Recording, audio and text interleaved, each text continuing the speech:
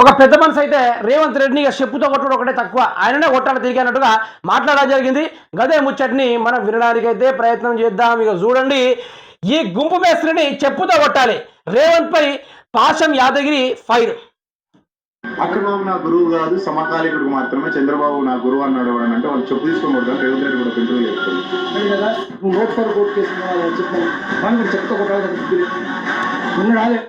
అంతేనే కదా, పాశం యాదగిరి అయితే రేవంత్ రెడ్డి పైన మామూలు ఫైర్ కాదు, ఆ ఫైర్ ని పూర్తి స్థాయిలో చూద్దాం రండి. నువ్వు నోట్ ఫర్ కోర్టు కేసు సాక్ష్యాలు ఉన్నాయి కదా, ఎక్కువ శరం ఉందా? నువ్వు ఒక్క మాట సమకాలి కదా, నువ్వు ఆయన ఇక్కడ కేసు ఎందుకున్నావు చెప్పి పని చేసిన సభ్యులు ఎందుకు వచ్చినావు? నేను కూడా చెప్తా కొట్టాలి కదా. మరి కాంగ్రెస్ వాళ్ళకి గుర్తుందా? ఎక్కడ నువ్వు ఏమిటి మనం తెలంగాణ ఉద్యమం ఇంకో సిగ్గు శరం దానికి తెలంగాణ భాష చానికి ఏమొచ్చు, ఏమి రాదు కదా నీకు.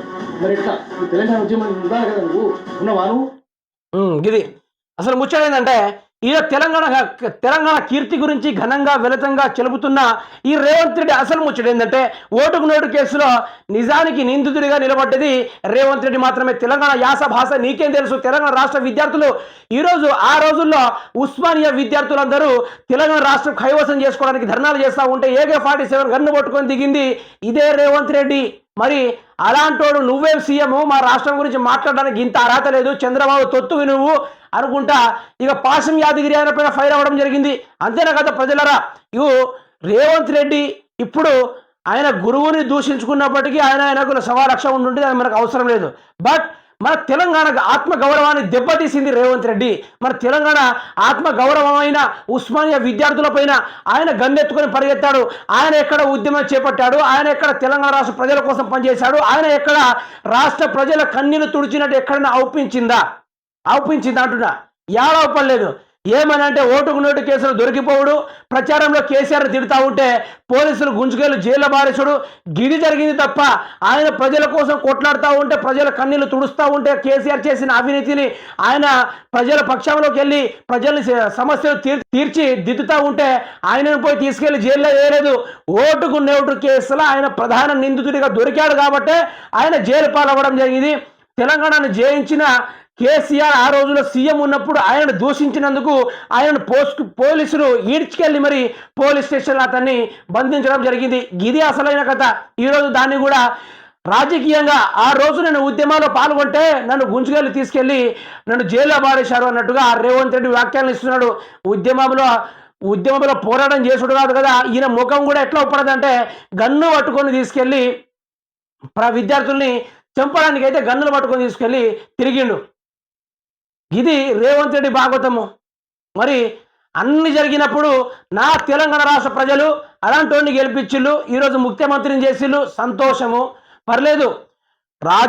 రాజకీయం అనగా మారుతూ ఉండాలి, ఎక్కుతూ ఉండాలి, అని చేస్తూ ఉండాలి. కానీ తెలంగాణ రాష్ట్ర ఆత్మగౌరవాన్ని దెబ్బతీసేలా చేసినప్పటికే 3 షెర్ల నీళ్లు దాపి ఒక్కొక్కరిని ఆంధ్రాకి తరిమి కొట్టింది ఇదే తెలంగాణ గడ్డ. ఈ తెలంగాణ గడ్డలో నివసించిన ప్రతి ఒక్క విద్యార్థులు, ప్రతి ఒక్క మహానుభావులు ఆ రోజులో అందరూ ఏకమయ్యి తరిమి కొడితేనే ఏపీ సపరేట్ ఎడిపోయింది, తెలంగాణ రాష్ట్రం సపరేట్ ఎడిపోయింది. అలా ఇడిపోయి రాష్ట్రాన్ని అభివృద్ధి చేసుకొని ఆంధ్రప్రదేశ్ అవ్వక్కయ్యేలాగా తెలంగాణ రాష్ట్రం అభివృద్ధిలోకి వచ్చింది. మరి రేవంత్ రెడ్డి దాంట్లో మీద కృషి చేసిండా? ఒక్క రేవంత్ రెడ్డి మొదటి నుంచి చూసుకుంటే కొసదాకా ఏ ప్రజలకైనా ఇట్లా న్యాయం చేస్తాడన్నట్టుగా ఏదైనా ఒక డాక్యుమెంటరీ చూపెండి, నాకు ఏదైనా ఒక్కటి చూపెండి, ఒక సంఘటన ఏదైనా చూపెట్టండి. ఏమన్నా ఉంటే నీ పేగులు తీస్తా, చెడ్డీ లాగుతా, ముడ్డి మీదంతా, నువ్వు ముఖ్యమంత్రివా, నేను 100 మీటర్ల పాతిలో గోత్తీసి బొంద పెడతా, గియన్ని మాటలు. ఎట్లాంటి మాటలు అంటే ఒక బజారోలు మాటలు ఒక ముఖ్యమంత్రి మాట్లాడుతున్నాడంటే తెలంగాణ రాష్ట్రానికే సిగ్గుచేటు. అదేవిధంగా తెలంగాణ రాష్ట్ర ఆత్మ గౌరవమైన ఉద్యమాలు చేసి చిరస్థాయిలో చిహ్నాలుగా నిలిచిపోయిన అటువంటి విద్యార్థుల కుటుంబాలకు ఈరోజు వారిని ఆదుకోకుండా నేను విద్యార్థులను సెంటు భూములు 2.5 చదరపు గజాలు అని ఇస్తానని చెప్పి ఈరోజు సోనియా గాంధీని పిలుచుడు, రాష్ట్రం యొక్క పేరు మార్చుడు, రాష్ట్రం లోగో మార్చుడు, ఆర్టీసీ బస్సు లోగో మార్చుడు. ఇంకేమైనా ఉంటే చేయి రేవంత్ రెడ్డి, ఇంకేమైనా ఉంటే చేసేయి.